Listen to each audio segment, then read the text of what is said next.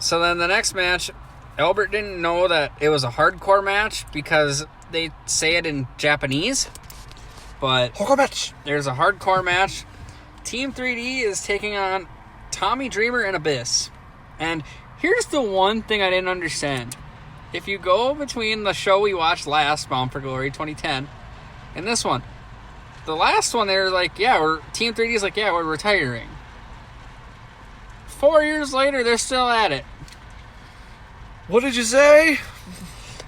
There's no retiring in wrestling, man. Forget about that. But Abyss and Tommy Dreamer versus Team 3D. So in a hardcore match. So Bully does a rock bottom to Abyss right away. Yeah. Abyss does a choke slam to Bully Ray. And both mind you, at this point in time, these guys aren't selling these moves. There's a double clothesline from a 3D to Abyss. There's a double team to Dreamer. They do the was up to Dreamer. Abyss does a clothesline to Team 3D. Dreamer spits water at Devon. Abyss rings the ring bell by Bully Ray's ear. Bully Ray rings the ring bell to Abyss's balls. What the fuck? I was waiting for that to come up. The second you said ring bell for the first spot, I was like, I just started laughing. There's a kendo stick and chair duel where I believe Tommy Dreamer and Devon have kendo sticks, where Bully Ray and Abyss have chairs, so they're dueling. It's like a hardcore standoff. Abyss does a choke slam to Devon. Dreamer does a DDT to Bully. Abyss does a pretty nice black hole slam to Bully. Yeah. Not gonna lie. Is that more on Bubba Ray doing that move than Abyss? Abyss is holding him up, but Bubba has to keep himself in the air. And it's a mix. I don't know. I think they did like about a revolution and a half. Like you said, it looked really good. I mean, considering how big Bubba Ray is. Abyss punched a chair into Devon's head. Ouch. Devon hit Abyss's balls with a chair. Oh, okay. Yeah. So, Devon was on the ground, had a chair on him because Abyss was going to do a whoopsie on him. And then Devon brought the chair up. I mean, you have to... It wasn't a ball shot per se, but Devon brought the chair up vertically, and Abyss lands right on it and gets a ball shot for it. I was like, ow. Devon does a nice spine buster to Abyss. Bully Ray power bombs Tommy Dreamer through a fucking awesome table. That's the smallest table ever. It's the smallest table ever, but at the same point in time, did you see that it was not like a regular table? No. It was all steel on the bottom of it? No, I didn't notice that. Fuck, it was an all steel table on the bottom. Damn, I went through it too. Yeah, because it was like one of those Japanese tables you'd see Kenny Omega and Okada have. Yeah. It was one of those types of tables. It was just smaller for some odd reason.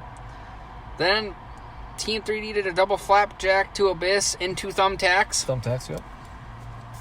And then there was the 3D to Tommy Dreamer. And Team 3D take a victory here. This match was fun. I enjoyed it. It was very fun. Okay, I mean, I gave it an 8. That's how much fun it was. Because I didn't... this was the match I was talking about earlier when I said I wasn't going to take it too seriously with the in-ring action, but it was just so much fun with all the guys who were in the ring. I gave it a 7.5. I loved it. Okay, like, even at the beginning of the match, like, Dreamer comes out. The second he comes out and I see the headband, I said, it looks like Terry Funk. And then Mike today brings up Terry Funk. Yep. How he had a retirement match the night before. Okay, see, I didn't know that. Okay. That's what he brought up on commentary. Team 3D coming out through the crowd was really cool. The crowd just went nuts for them. They loved them. Dreamer got an ECW chant. EC-dub. I mean, like a lot of shit. Like it was like 5 minutes, almost like 5-6 minutes before the match even started. There's a "We Want Tables" chants already coming out. Bubba goes to shake hands and Abyss says "fuck off." Abyss calls out Bubba, says "come on in the ring," sorry, Dreamer's hulking up. I think he just took a move from Devon. He's getting ready he's getting hulked up, and Abyss tags himself in and then calls out Bubba. I thought it was a cool spot, and then everything happens in the match like he called it. I thought it was funny where Bubba no-sells when he no-sold the chokeslam and he flexed on Abyss. Like, I don't know what it was supposed to be, but he's like, he just flexed on him. The only dumb move in the match, and this, like I said, and this is my only criticism. The ring bell to the balls? No, that was hilarious. Abyss stops an Irish whip from both members of 3D and then throws them into each other. I was like, oh, come on, stop that. It just looked dumb. You know, it's some of the contrived stuff that works sometimes, but that was not it. So you're starting to come through and like Abyss. On what? You're starting to like Abyss now, huh? No, I'm not liking Abyss at all. Not yet? No, not really. He's all right. So, like I said, I didn't know it was a hardcore match until they started throwing all the shit in the ring. But before then, they were tagging in and out. Okay, at the beginning they were tagging in and out, and then it's evolved into this nonsense outside of the ring.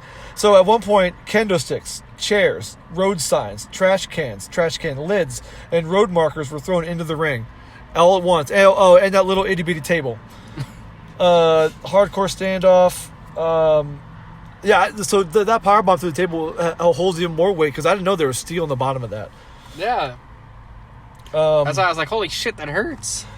Yeah, I loved all the references to Bruiser Brody, Abdullah the Butcher, Terry Funk, and Sabu, and all those guys, all the hardcore legends. Mike Tenay just is an encyclopedia. This match was, again, so much fun. I loved it. 8. I gave it a 7.5. So then, after the match, what happens? Bubba thanks the crowd and the TV audience. And there's a thank you Dudley's chant by the crowd. Again, it seems. I'm sorry. He continues to put over Tokyo as a great place to fight. He says Domo Origoto, and then to me it was like this is what got me to think that I want to do a tribute to the Dudleys because like they got the reaction from the crowd and they gave it back to them and the TV audience. And I'm glad Devon closed out by saying, "Oh my brother." Testify, and I always like it after What's Up where he does the north, south, east, west thing. Yep. And after he does this little spinneroony thing. The What's Up. This is a great moment. I'm glad I watched this show just because of that moment right there. So I'm glad. So it was a good choice on pay-per-views there, bud. Thank you.